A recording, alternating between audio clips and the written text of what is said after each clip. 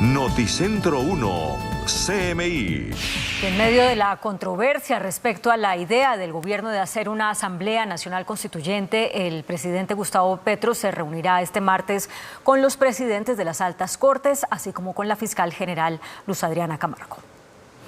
A primera hora y en Casa de Nariño serán recibidos por el presidente Gustavo Petro los altos representantes de la rama judicial, los presidentes de la Corte Suprema de Justicia Gerson Chaverra, la Corte Constitucional José Fernando Reyes, el Consejo de Estado Milton Chávez, así como la fiscal general Luz Adriana Camargo. Un encuentro de alto nivel que se da en medio de la propuesta del presidente Petro a una Asamblea Nacional Constituyente y tras el anuncio del ministro del Interior de iniciar con los diálogos con los diferentes sectores sociales y políticos para lograr un acuerdo nacional. Se espera que en el encuentro el presidente Gustavo Petro entregue detalles de los aspectos esenciales para avanzar con la propuesta de una Asamblea Constituyente en medio de fuertes cuestionamientos por parte de los magistrados de las altas cortes. La independencia y la autonomía judicial. Asimismo, el presidente Petro estará acompañado de la nueva ministra de Justicia, Ángela María Buitrago, para también poner sobre la mesa la necesidad de avanzar con una reforma al sistema judicial. Noticentro 1, CMI. El costo de vida en Colombia frenó su tendencia a la baja después de 15 meses. El DANE informó que en junio la inflación subió, presionada por los costos de la educación, las comidas en restaurantes y el alojamiento en los hoteles. Aunque la inflación registró un aumento entre mayo de este año, que fue de 7.16%, y junio, que fue de 7.18%, en la medición de los últimos 12 meses registró una disminución comparado con el mismo mes de 2023, cuando fue de 12.13%. Lo que estamos viendo en la mensual, pues estamos viendo un 0.32, que es muy similar a lo que estamos reportando hace un año. Cuando ya miramos los acumulados, pues sí estamos viendo unas disminuciones. Preocupa que se ha detenido, digamos, esa tendencia a la baja que veníamos mostrando en la disminución de la inflación desde el año pasado. En este mes de junio del 2024 la inflación fue del 0.32, por encima ligeramente de junio del año pasado, que había sido el 0.30. Las actividades que jalonaron el costo de vida en el sexto mes del año fueron educación 11.21%, restaurantes y hoteles 9.57%, alojamiento, agua, electricidad y gas 9.25%. Recordemos que los arriendos en Colombia los pagamos indexados a la inflación del año pasado y por eso vemos que este rubro es el que está teniendo protagonismo durante este primer semestre del año. En salud tenemos productos farmacéuticos y dermatológicos que tuvieron unos incrementos de los precios. Hace mucho no veíamos este rubro de salud en estos primeros niveles de variación. Los almuerzos, los corrientazos, las cenas que vamos a consumir por fuera del hogar. Y esa presión inflacionaria constante, principalmente en materia de costos de alimentos, de insumos, de servicios públicos y de arriendos, ha hecho que sea inevitable el reajuste de los precios de los menús. Las ciudades con mayor inflación en el último año son Valledupar 8.71%, Montería 8.10%, Sincelejo 8.08% y Cartagena 8.01%.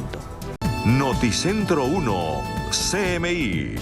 Las fuerzas militares revelaron hoy una inédita alianza entre el ELN y la denominada Segunda Marquetalia para combatir a otros grupos ilegales y hacerse con el control territorial de una zona rural de Barbacoas, Nariño.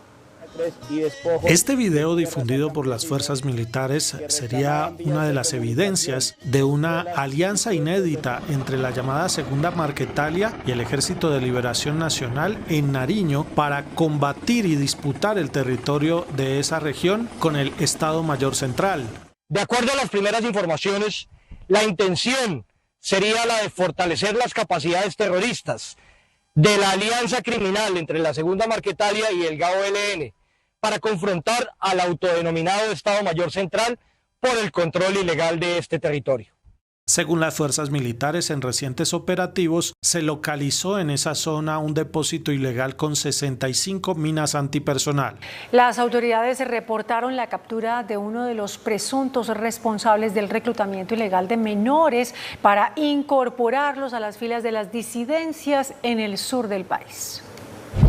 La Policía Nacional reportó un golpe a los reclutadores de menores para grupos armados ilegales con la captura de este hombre que hasta ahora ha sido identificado por las autoridades con el alias de Chepe, segundo cabecilla del frente de Dagoberto Ramos de las disidencias de las FARC. Se trata, según las autoridades, de uno de los principales reclutadores de menores de edad que además venía adelantando inteligencia militar para impedir la sustitución de cultivos ilícitos en el departamento del Cauca. La captura fue posible en una acción coordinada por la Policía de Colombia con la Fuerza Aérea y la Fiscalía en un allanamiento a una vivienda en Caloto, en donde el hombre estaba huyendo desde hace varios días. Los trabajadores sindicalizados del Ministerio de Trabajo no retomarán sus actividades. Aseguran que no les han pagado los días no laborados y exigen la presencia de la ministra Gloria Inés Ramírez en la mesa de diálogo.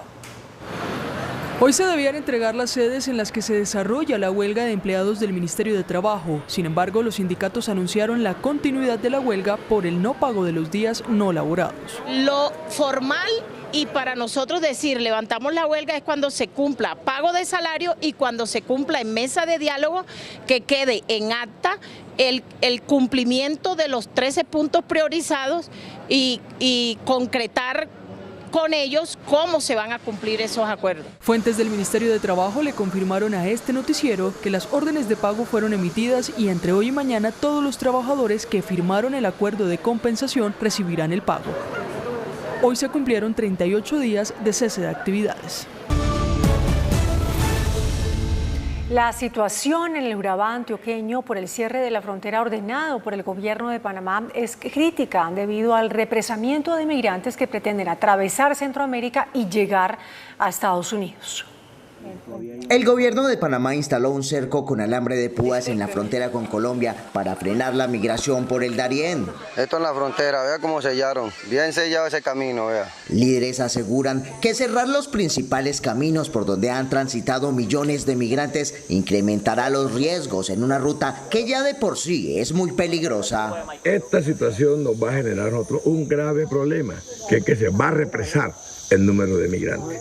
O van a tratar de pasar por otro sector de los 260 kilómetros de frontera con Panamá. Ante esta situación, el alcalde de Acandía alertó que el flujo migratorio por la selva del Darién ha disminuido, pues muchos migrantes aguardan en las calles de los municipios de Apartado, Turbo y Necoclí y advierte que habrá una crisis migratoria. ¿Quién va a ser responsable de todas las vidas en el tapón del Darién? La gente sin ver por dónde es la salida, sin poder acceder de cierta forma al sueño que todo el mundo, desde que se ha hablado de migración, es un sueño que ellos tienen derecho. Pero otros migrantes ya se están enfrentando al filo del alambrado. Que la gente está bajando con mañitica, señores, uno por uno, chamo, uno por uno. Corto palo, por debajo, escarbo, lo que sea, pero de que cruce, porque mi meta es llegar allá, a los Estados Unidos. Los líderes del Consejo Comunitario aseguran que llevarán la queja ante la Corte Interamericana de Derechos Humanos, pues los derechos de la migración se están vulnerando. Noticentro 1, CMI, con Claudia Palacios y Margarita Ortega. El ejército ruso lanzó un ataque contra un hospital infantil en Kiev. Como consecuencia, al menos 25 personas perdieron la vida, entre ellas 2 menores de edad. Con retroexcavadora, sierra y palas, los bomberos, voluntarios, médicos y policías continúan las labores de búsqueda entre los escombros de sobrevivientes en una parte del hospital infantil de Kiev tras un bombardeo por el ejército ruso y condenado como un despiadado ataque contra civiles, el cual, de acuerdo a reporte de las autoridades, hasta el momento al menos 25 personas perdieron la vida, entre ellos 2 menores de edad y 17 heridos, incluidos 7 niños. Pero la capital del país no fue la única ciudad azotada por misiles rusos. Kryvyi Rog en el sur, Prokopsk y Dnipro en el este de Ucrania también se encuentran entre las localidades que fueron objeto de las letales embestidas. La masiva agresión deja al menos 36 personas muertas y 125 heridas en el país. Por su parte, el presidente ucraniano prometió dar respuesta al ataque ruso. Безперечно, ми все, що зруйнували ці терористи, ми відновимо і, безперечно, ми відповімо цим нелюдам з Росії, нелюдям з Росії. El secretario general de la ONU condenó enérgicamente el ataque con misiles contra infraestructuras residenciales y civiles en toda Ucrania, ya que el derecho internacional humanitario prohíbe estos ataques contra civiles. Noticentro 1, CMI. El presidente Gustavo Petro posesionó a los nuevos ministros del Interior, Justicia y Agricultura. Además, se conoció la renuncia de la ministra de Vivienda, Catalina Velasco. Efectivamente, hace pocos minutos finalizó aquí en el Salón Gobelinos de la Casa de Nariño esta ceremonia de posesión. El presidente Gustavo Petro entregó sus expectativas a sus nuevos ministros, a Juan Fernando Cristo, nuevo ministro del Interior, María Constanza García, la nueva ministra de Transporte, Marta Carvajalino, la nueva ministra de Agricultura, y a Ángela María Buitrago, su nueva ministra de Justicia. También posesionó al nuevo director de la Agencia de Defensa Jurídica del Estado y a la nueva directora de la Unidad de Víctimas. Este fue el mensaje del presidente Petro. ¿Por qué razón hay un cambio de gabinete drástico? Casi al llegar a la mitad del gobierno. En realidad porque estamos reparando errores y detectando problemas estratégicos. O innovamos o fracasamos. Y aquí nos toca innovar y por eso cambió el gabinete. Con personas, lo advierto de una vez porque pueden arrepentirse, todavía están a tiempo, si no se tienen que agarrar de la silla fuerte, que espero mujeres y hombres den la batalla por el cambio. Bueno, pues el presidente Gustavo Petro también envió fuertes cuestionamientos a la rama judicial por el hundimiento de varios de sus políticas y proyectos, asimismo al gobierno del expresidente Iván Duque. Es la información que tenemos a esta hora en vivo. David Parra, Noticentro 1 CMI. Noticentro 1, CMI. El gobierno reportó una disminución en los delitos de hurto a residencias y hurto a comercios. Según el Ministerio de Defensa, los homicidios también han disminuido en lo corrido del año en las principales ciudades del país. Las cifras oficiales difundidas por el Ministerio de Defensa dan cuenta de una disminución del hurto a comercios, mientras en el primer semestre del año 2023 se registraban 25.532 casos. En el mismo periodo de este año 2024 la cifra bajó a 17.551. Asimismo, se redujo el número de casos de hurto a residencias al pasar de 18.938 a 15.027 casos en el primer semestre de este año. Y acá el gran cuello de botella, eso se ha documentado ampliamente en unos estudios recientes, es el tratamiento penal que se le da a las personas, a los delincuentes reincidentes, que recurren en la conducta del delito, y como el sistema penal colombiano cada vez se mueve más a tratar esto como un delito menor, nunca terminan estos delincuentes reincidentes pagando una pena de prisión o una sanción privativa de la libertad. ¿Sigue siendo un gran desafío el robo de celulares y vehículos? Sigue siendo un gran desafío. Uno de los objetos digamos que presenta las mayores tasas de hurto de celulares en sus diferentes modalidades, atraco, cosquilleo, con violencia, sin violencia, y ahí hay que atacar también los sitios de receptación de estos objetos. Según el Ministerio de Defensa, también hay reducción en los homicidios. Las ciudades donde mayores caídas presenta este delito son Medellín, Cali, Bogotá y Cartagena. Noticentro 1, CMI.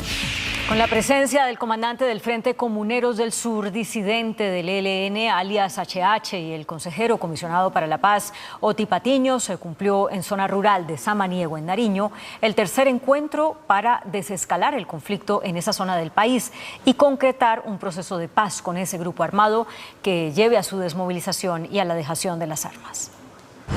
3 ejes tiene el proceso que el gobierno busca fortalecer con el Grupo Comuneros del Sur, que pertenecía al ELN, el desescalamiento de las violencias en el territorio, la implementación de las transformaciones territoriales y el espacio para la transición de las personas integrantes del grupo armado hacia una condición de ciudadanía plena. En este lugar mágico de Betania está renaciendo la paz y la esperanza de todo el país. El comandante del exfrente del ELN, alias HH, apareció en el evento con varios representantes de este grupo. Estuvieron de civil y sin armas tras la resolución 183 del 8 de mayo que les levantó las órdenes de captura. Cuando la paz no se trae a los territorios, queda bastante chueca, queda bastante con dificultades. nosotros hemos considerado, hemos tomado una decisión, hoy cumplimos 2 meses de haber hecho una ruptura oficial ante el ELN para construir una paz más local, más regional. Para las comunidades indígenas de la región, este encuentro es un avance para la paz territorial. Nosotros como autoridades indígenas estamos haciendo también el llamado a los actores armados para que aportemos y sigamos trabajándole a este proceso de la transformación territorial. El gobernador de Nariño, quien también estuvo presente, habló de la dejación de armas. Hoy aquí hemos visto un Frente Comuneros del Sur que junto a las comunidades, ¿cierto?, definen el anhelo de esas comunidades de dejar las armas con el propósito de integrarse social y políticamente a esas comunidades. La idea del gobierno es poder concretar urgentemente la suspensión de hostilidades contra la población civil. En el departamento del Cesar, los campesinos adelantan 3 bloqueos en diferentes vías del departamento. Exigen el cumplimiento de la reforma agraria. Desde la madrugada de este lunes, miembros de la Asociación Nacional de Usuarios Campesinos de Colombia, ANUC, mantienen bloqueadas 3 vías del departamento del Cesar: la ya del municipio del Copey, el corregimiento de Casacara en Codazzi y San Roque en Curumaní. Nosotros estamos aquí por el incumplimiento del gobierno nacional. El gobierno nacional nos ha engañado. Nosotros estamos pidiendo el acceso a tierra. Estamos pidiendo el plan integral de la reparación colectiva de todos los afiliados asociados a la ANUC. La manifestación se mantendrá hasta llegar a acuerdos con directivos del gobierno nacional. Frente a esta situación, el secretario de gobierno del Cesar informó que se instaló un puesto de mando unificado para regular los cierres en las vías. Entrar a un diálogo directo con las directivas de estos bloqueos. Estos bloqueos hacen parte de una manifestación nacional por parte del campesinado colombiano, que además exige la implementación integral de la reforma agraria. Las Contralorías General y de Bogotá alertaron por presuntas irregularidades en contratos de las troncales alimentadoras del Metro de Bogotá. Las Contralorías General y de Bogotá alertan por 22 hallazgos administrativos, de los cuales 14 tienen presunta incidencia disciplinaria y 1 con connotación fiscal por más de 18.000 millones de pesos en el proyecto de primera línea del metro y sus troncales alimentadoras y complementarias, que se ubican en la avenida Carrera 68, avenida Cali, avenida Caracas y Corredor Verde de la Carrera Séptima en Bogotá. Se revisaron 20 contratos, 10 de obra y 10 de interventoría por 2,69 billones de pesos, equivalentes al 71% del valor total de esas troncales. El IDU respondió que los contratos vigilados fueron estructurados y adjudicados en administraciones anteriores y que la actual administración de Bogotá estructura medidas para atender las observaciones. Beryl se degradó a tormenta tropical mientras avanza su trayectoria por el sur de Estados Unidos. Las autoridades registraron 4 muertos y miles de personas sin luz y cientos de vuelos cancelados en el estado de Texas. La tormenta tropical Beryl bajó su intensidad y mantiene vientos sostenidos de 96 kilómetros por hora, pero continúa descargando ráfagas de viento y lluvias torrenciales sobre el este de Texas. Hasta el momento, según las autoridades, el saldo mortal de Beryl en Estados Unidos incluye a 4 personas en el condado de Harris. Además, la tormenta dejó más de 2,7 millones de habitantes sin electricidad y una serie de graves interrupciones en el transporte, con más de 1.500 vuelos cancelados en varios aeropuertos del país. Beryl no solo impactó Texas, previamente había causado estragos en el Caribe, donde cobró la vida de al menos 11 personas en Venezuela, Jamaica, México, Granada, San Vicente y las Granadinas. A medida que Beryl avance hacia el norte, una mayor parte de la región va a experimentar fuertes ráfagas de viento. Noticentro 1, CMI. A esta hora continúa la toma pacífica de la Asociación Nacional de Usuarios Campesinos a las oficinas de la Agencia Nacional de Tierras en Bogotá. Nicolás Romero está ahí en el lugar. Buenas noches, Nicolás. ¿Cuáles son las razones de la toma y hasta cuándo planean mantenerla? Compañeras, muy buenas noches para ustedes y también para toda nuestra audiencia. Lo que aseguran los campesinos es que se van a mantener de forma indefinida aquí en la Agencia Nacional de Tierras. El día de hoy llegaron desde varios puntos del país, se congregaron en una marcha por toda la ciudad que atravesó prácticamente uno de los principales corredores viales de la capital de la República y montaron un campamento en este punto donde nos encontramos, donde pasarán la noche incluso bajo la lluvia y hasta cuando puedan llegar a un acuerdo con el gobierno nacional. En horas de la mañana, campesinos de todas partes del país se congregaron para marchar sobre la calle 26 al occidente en dirección a las instalaciones de la Agencia Nacional de Tierras. Con bubucelas, arengas y pancartas recorrían una de las arterias para la movilidad de la capital, que cerró su paso para tráfico mixto y para Transmilenio por al menos 3 horas. ¡Viva la luz nacional! Si el campesino no trabaja, el pueblo no come. Al llegar a su destino, todos los integrantes de la marcha ingresaron corriendo por la entrada vehicular.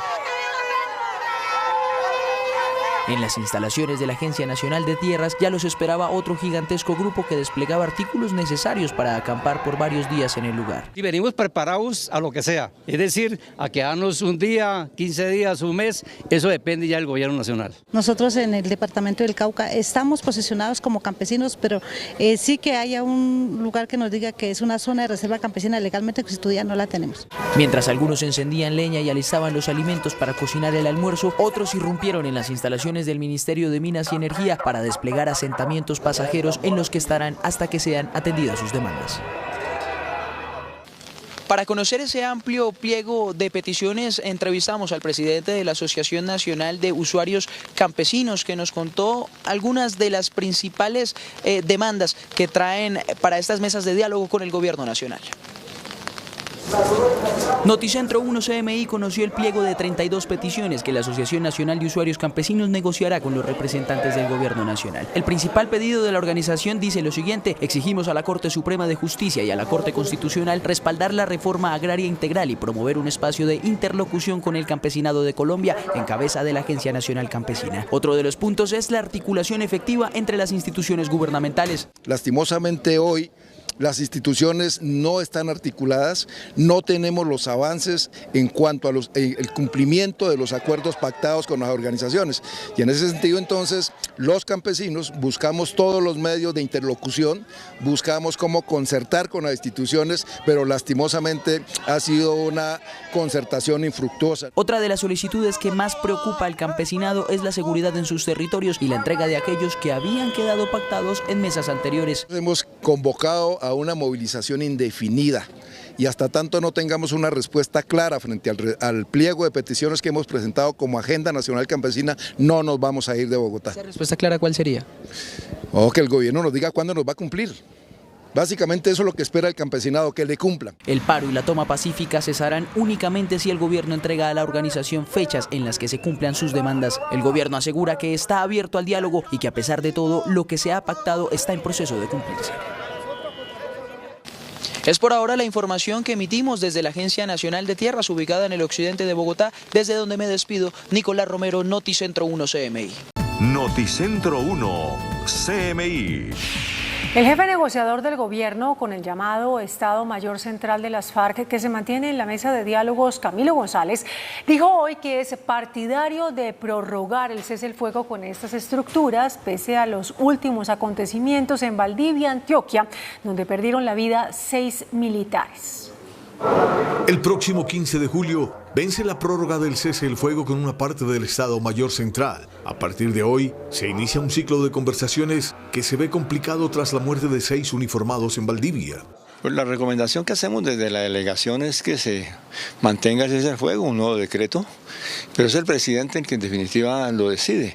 Vemos altamente conveniente, hay un alivio, lo han reclamado alcaldes de las zonas donde hay intervención de quienes están en la mesa y también de comunidades.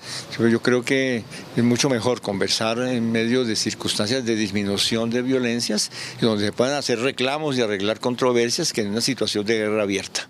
En las conversaciones que arrancan, las dos partes buscarán un acuerdo para eliminar el uso de las minas antipersonal. Pues le damos toda la importancia en este ciclo al tema de prohibición de las minas antipersona y particularmente de realizar algunas experiencias de desminado en varias partes del país. Pese a la dificultad de las conversaciones, se mantienen con 20 subestructuras que hacen parte de los bloques Magdalena Medio y Suroriental, que tendrían alrededor de 1.500 hombres y que operan en los departamentos de Caquetá, Meta, Guaviare, Huila, norte de Santander, sur de Bolívar y el Bajo Cauca antioqueño. La Contraloría abrió un proceso de responsabilidad fiscal al Ministerio del Deporte por la pérdida de la sede de los Juegos Panamericanos en el 2027. La Contraloría General informó que encontró motivos para la apertura de un proceso de responsabilidad fiscal por más de 10.000 millones de pesos por el retiro de Barranquilla como sede de los Juegos Panamericanos 2027. Se estableció que la alcaldía de Barranquilla hizo 3 pagos por los derechos de sede que rodearon los 2.250 millones de dólares. El Ministerio del Deporte incumplió con el compromiso que se tenía con la organización deportiva, que era el pago de por lo menos $8.000 en 2 fechas. El primero para el 30 de diciembre de 2023 y el segundo para el 30 de enero del 2024. Mientras tanto, hace unos días la Procuraduría abrió pliego de cargos con juicio disciplinario a la exministra Astrid Rodríguez y al entonces secretario general Luis David Garzón, quien fungía como controlador del gasto por incumplir el contrato con Panam Sports para el desarrollo de los Juegos. Una empresa multinacional japonesa de tecnología presentó un robot cirujano compacto capaz de realizar suturas microscópicas.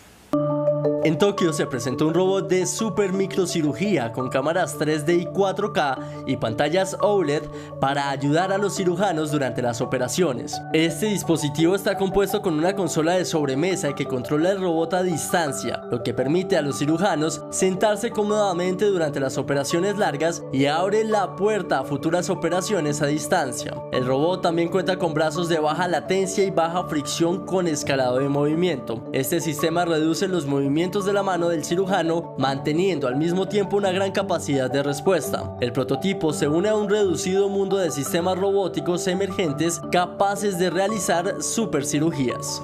Se conmemoraron hoy 25 años de uno de los ataques más letales de las extintas FARC a las fuerzas militares, el asalto a un contingente de soldados en Gutiérrez, Cundinamarca, que dejó 38 uniformados asesinados.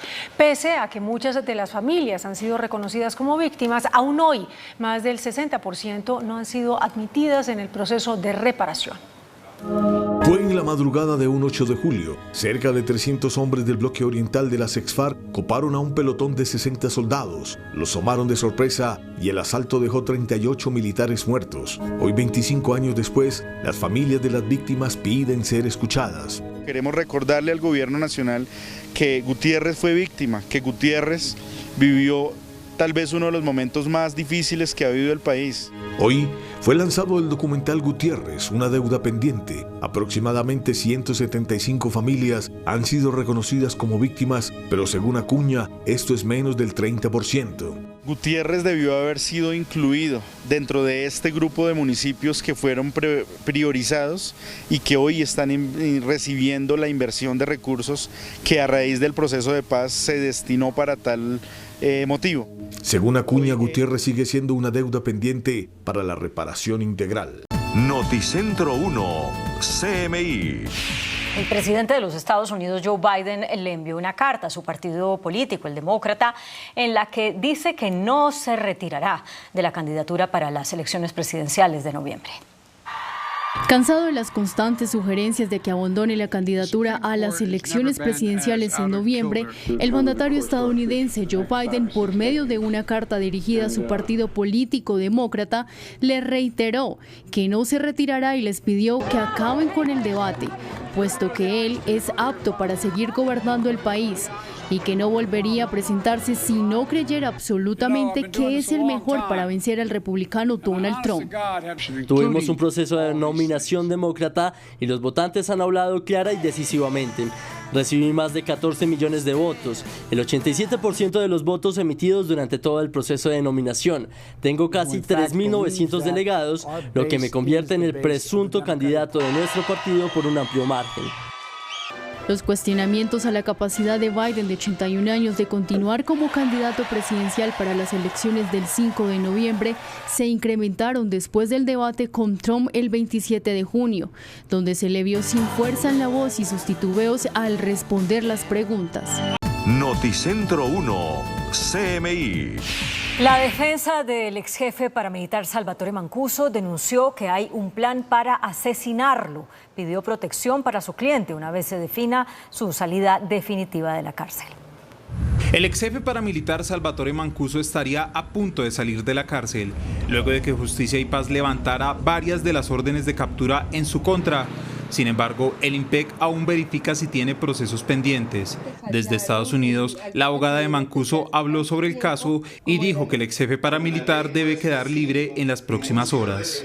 No existe ningún requerimiento en contra del señor Salvatore Mancuso y que por lo tanto debe hacerse efectiva esa boleta de libertad de manera urgente.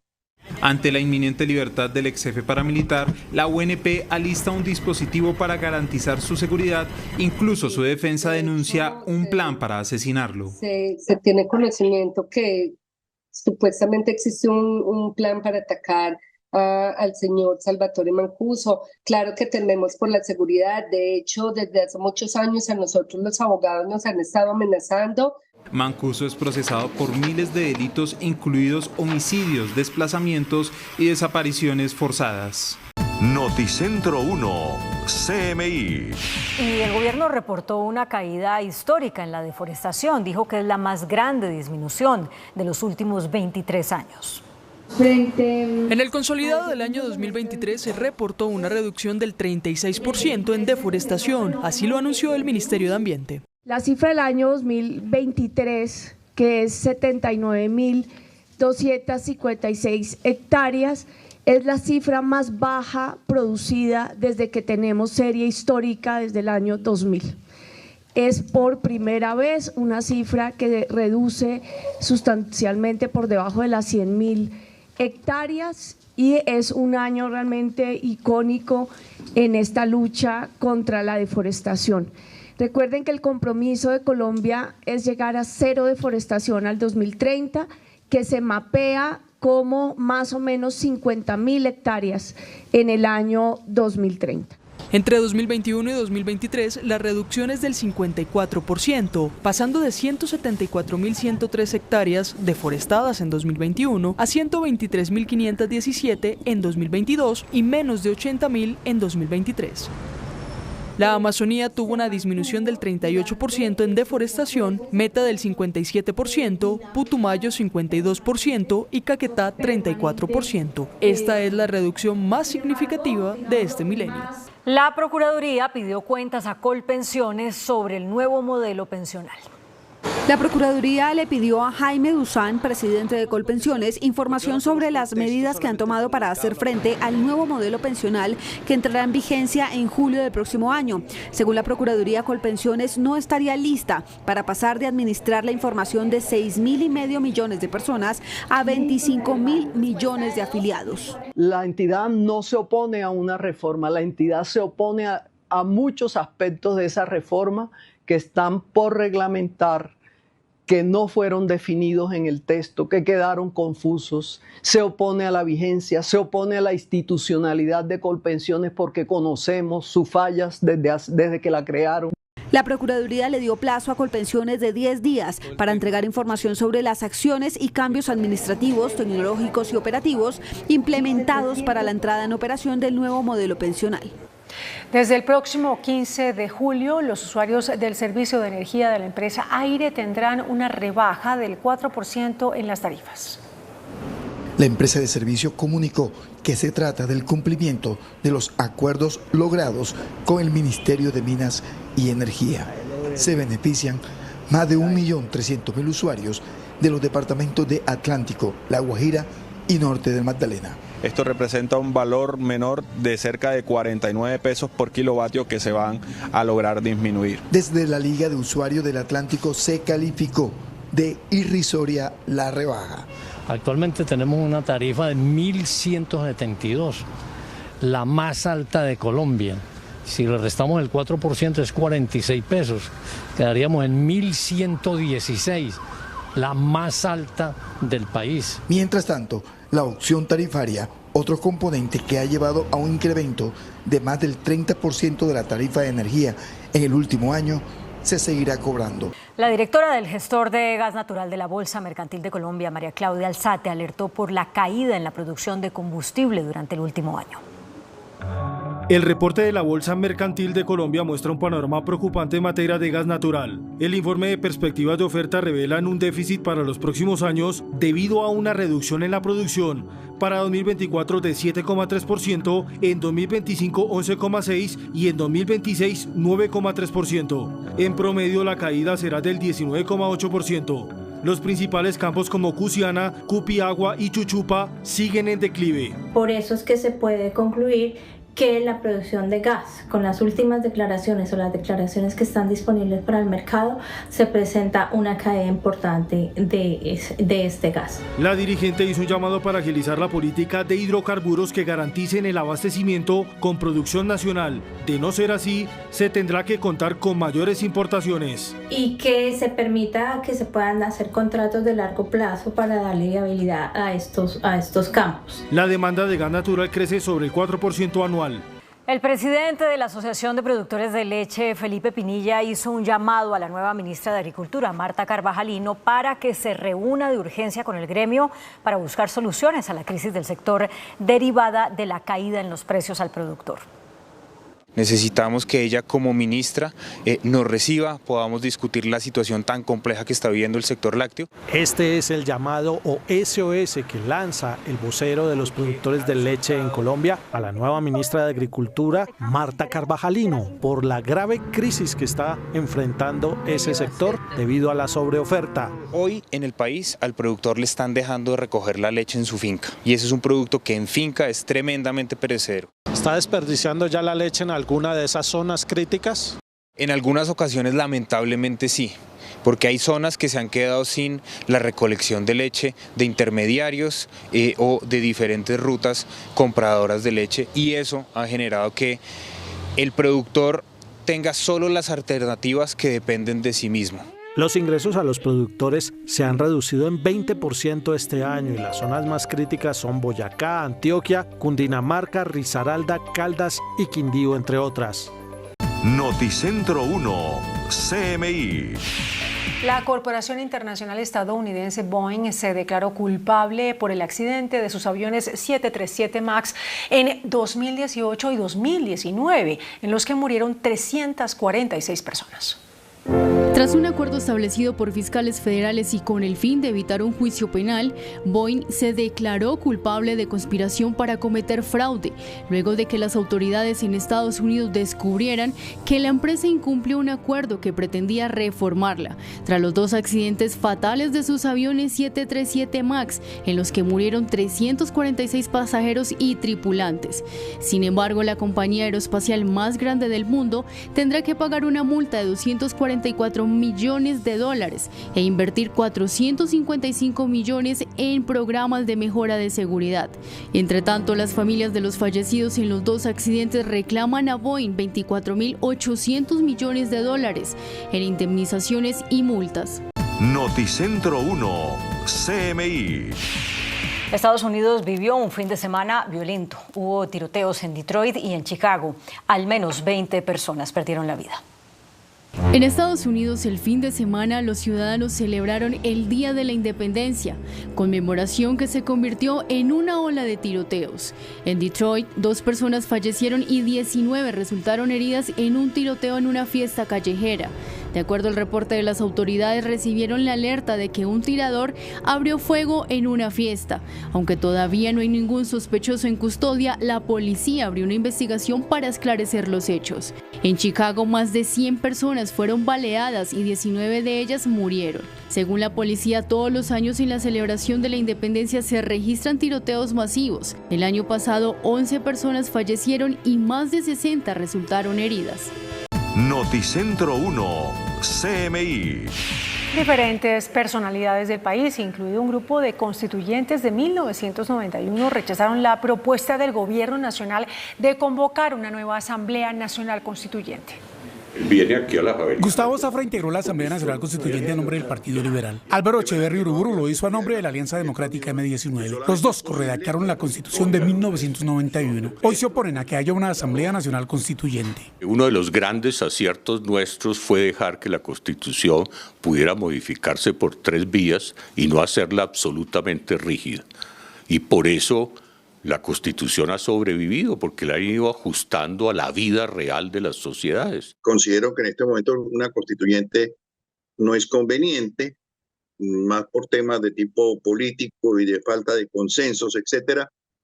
Sí creo que hay que hacerle ajustes fundamentales a la Constitución colombiana en términos de el ejercicio de la política, sistema electoral, la reforma fundamental y profunda nuevamente a la justicia colombiana, al aparato administrativo de la justicia. Dice el doctor en Derecho Constitucional Gustavo Zafra que la Constitución debe ser respetada por todo presidente. Eso es lo que nos diferencia de la ley de la selva, el respeto a la Constitución. Y Echeverry Uriburu dice que esta no puede ser omnímoda. Una constituyente convocada a través del procedimiento actual sería una constituyente limitada y por tanto no sería omnímoda, sería limitada en los temas que la misma ley de convocatoria le fijaría a esa constituyente. Los dos suscribieron una carta con otro grupo de constituyentes que coincide con más de 200 personalidades adicionales que dicen no a la Asamblea Nacional Constituyente. Noticentro 1, CMI. El Tribunal de Cundinamarca frenó el giro de 180.000 millones de pesos que la Unidad de Gestión del Riesgo autorizó durante la administración de Olmedo López al municipio de Girón, en Santander, para la atención de calamidades. El director de Gestión del Riesgo destacó las implicaciones de un fallo del Tribunal de Cundinamarca que suspendió un giro de 180.000 millones de pesos al municipio de Girón, el cual fue aprobado por Sneider Pinilla días antes de su salida de la entidad ante los señalamientos de corrupción en su contra. Hoy esos 180.000 millones de pesos están nuevamente libres. Parte del fallo es la anulación del CDP. Entonces podemos utilizar esos recursos para atender el fenómeno de la niña. El ex subdirector de Gestión del Riesgo, Sneider Pinilla, es investigado por presuntamente manejar irregularmente dineros de la entidad para repartir con políticos y empresarios. Todos esos fondos de inversión colectiva se entregaron en los últimos días de la administración de Olmedo López. Muchos están firmados solo por Sneider Pinilla. Y pues bueno, estos dos criminales a lo que se dedicaron fue a tratar de raspar la olla. Es realmente inaceptable cómo comprometieron en los últimos días de la administración casi $500 millones de pesos. El director de Gestión del Riesgo reveló que hay más contratos en litigio, dado que fueron firmados bajo la administración de Olmedo López y Sneider Pinilla. Noticentro 1, CMI. El gobierno presentó ante sectores económicos y empresariales el plan de reactivación económica y de generación de empleo. Después de varias semanas de la orden del presidente de generar un plan de reactivación económica, hoy gobierno y gremios se sentaron en la primera mesa de trabajo para dicho plan. Para reactivar la economía se requiere entonces fortalecer los sectores. Nosotros como gobierno, nuestros sectores en el sector eléctrico, en el sector agricultura, ¿sí?, en el sector TICS, que es un sector muy importante que nosotros tenemos, el sector salud, educación, que también está generando reactivación, y en todo el tema de inversiones, especialmente en construcciones que tienen que ver específicamente en sectores agrarios, donde también tenemos una gran expectativa para avanzar. Los gremios solicitan que la mesa sea permanente y la ejecución sea una de las bases de trabajo. Claramente ejecución. Segundo, las medidas de política pública que se requieran para reactivar la economía, que en eso coincidimos todos. Y tercero, pensando en que quedan prácticamente 2 años de gobierno y que aquí el trabajo conjunto debe llevar a que le mejore la condición de vida a 50 millones de colombianos. La inversión desde el lado privado está parada, hay mucho retraso en proyectos y parte de ese diálogo hoy fue mirar cómo se puede reactivar y cómo se puede destrabar. El ministro de Comercio, Luis Carlos Reyes, reportó crecimiento en las exportaciones no mineras al cierre de mayo. Pese a la caída de las exportaciones en el total nacional, las ventas externas diferentes a petróleo y minería crecieron 6% al totalizar $8.810 millones entre enero y mayo.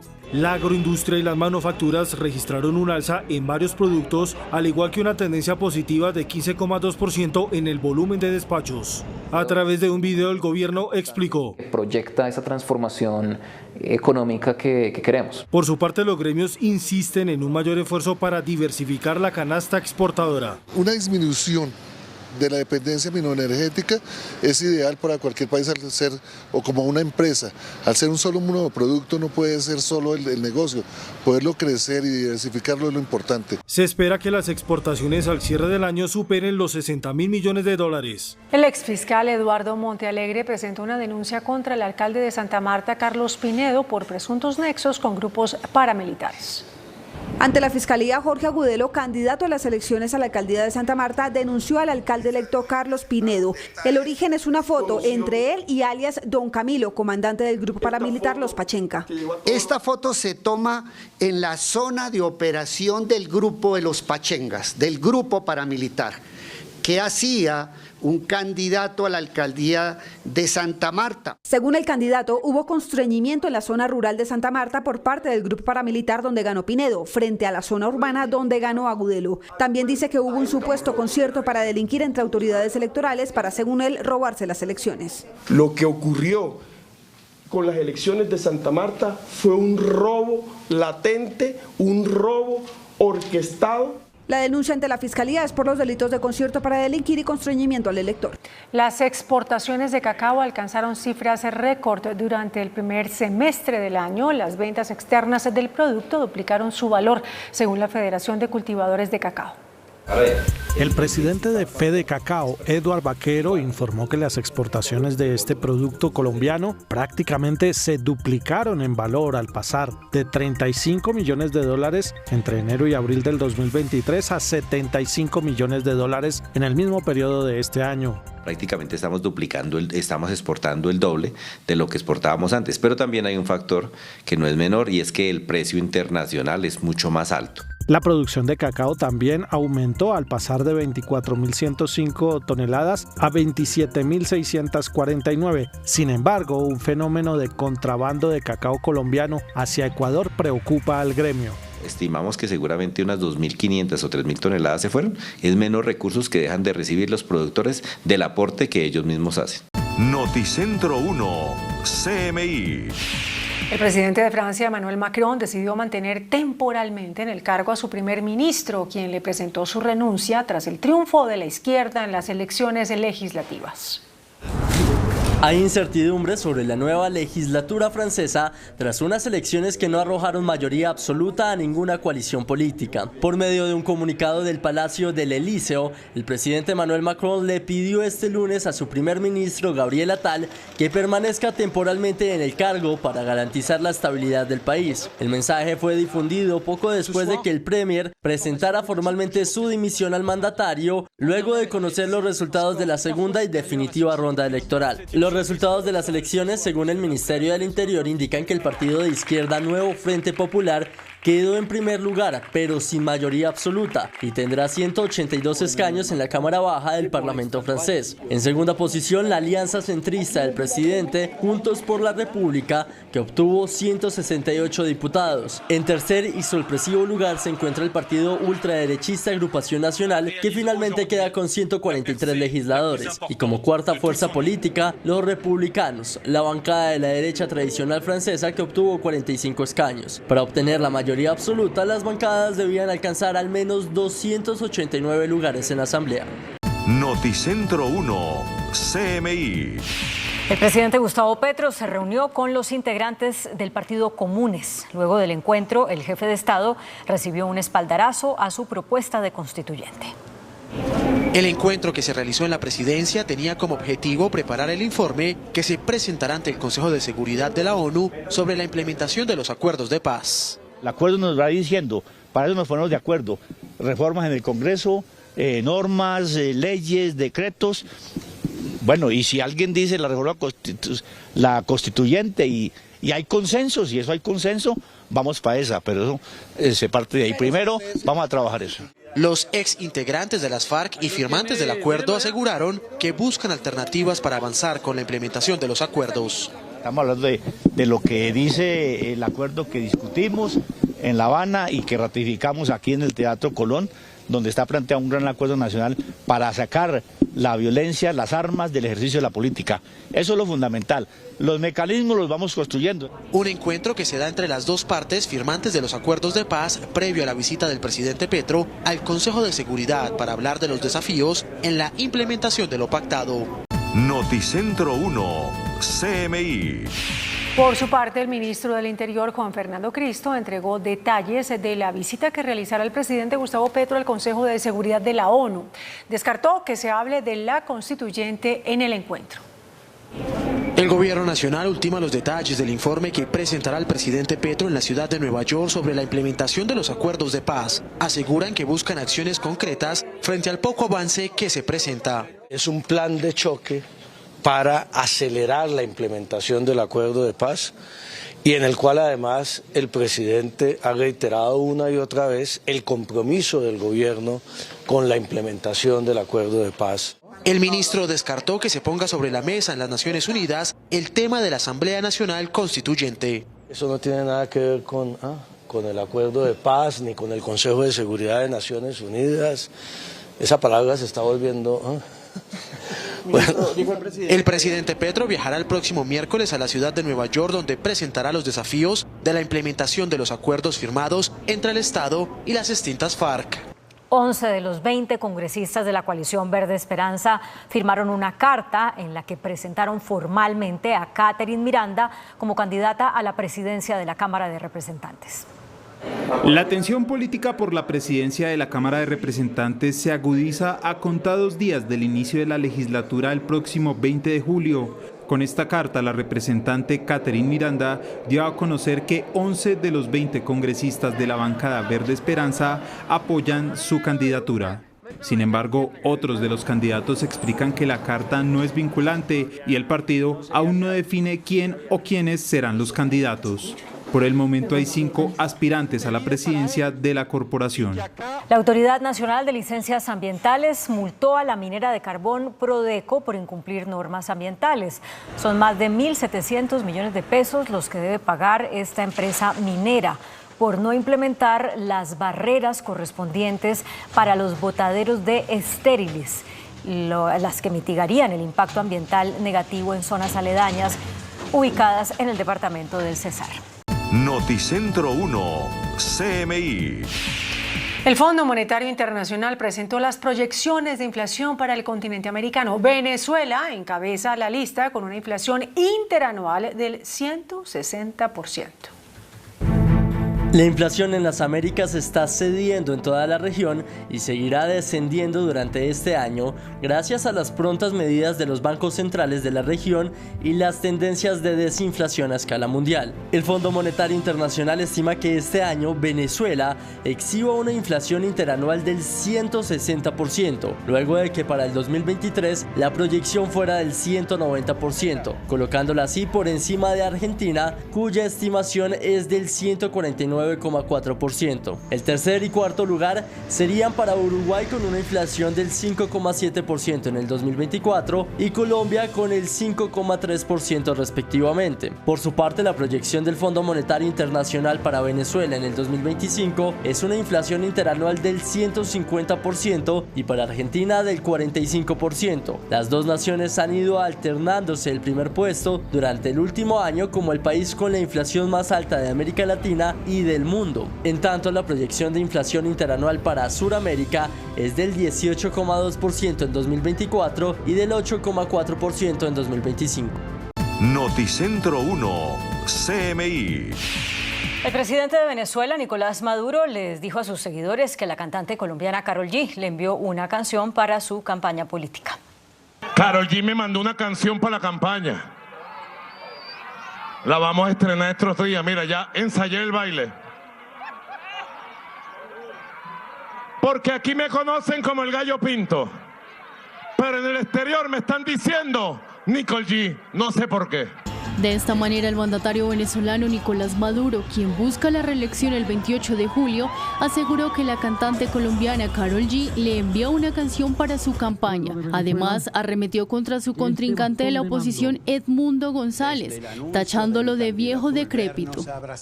Noticentro 1, CMI. Israel realizó uno de los bombardeos más intensos desde el inicio de la guerra en la Franja de Gaza. El ataque fue sobre Gaza, la capital. Al menos 40 personas murieron y otras 75 quedaron heridas como consecuencia de dicho ataque. Hasta el momento, las autoridades gazatíes no han logrado recuperar los cuerpos debido a que siguen en curso las ofensivas. Noticentro 1, CMI. El Fondo Monetario Internacional presentó las proyecciones de inflación para el continente americano. Venezuela encabeza la lista con una inflación interanual del 160%. La inflación en las Américas está cediendo en toda la región y seguirá descendiendo durante este año gracias a las prontas medidas de los bancos centrales de la región y las tendencias de desinflación a escala mundial. El Fondo Monetario Internacional estima que este año Venezuela exhiba una inflación interanual del 160%, luego de que para el 2023 la proyección fuera del 190%, colocándola así por encima de Argentina, cuya estimación es del 149,4%.